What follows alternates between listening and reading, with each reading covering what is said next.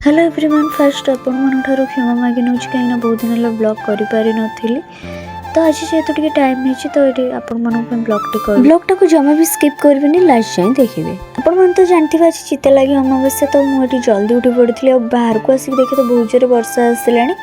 तेणु मुझे नित्यकर्म सारिकी ठाकुर पूजा कर पूजा सरला मुझे रेडी होती राउत बाबू सहित बैंक जावाई बैंक रे पहुँचला पर तांकर किसी डॉक्यूमेंट जेरक्स करबा पई थिला तो से पळेले जेरक्स करबा पई हम एडी एका बसी थिली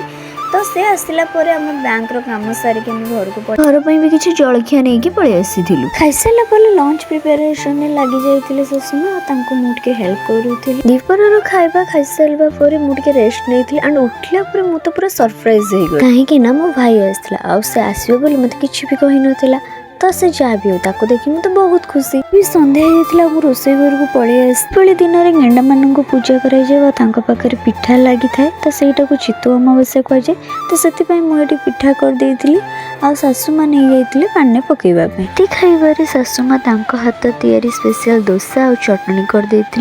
मुझे मो भाई को दे देती खाइबाई। सो या यहाँ था आज मिनी ब्लॉग तो आपण मानक केमती लगी मो ब्लॉग टी निश्चिंत कमेंट करी कहिबे। हाँ जमा भी भूलिबेनी लाइक शेयर सब्सक्राइब करे। Love you all. जय मां संतोषी।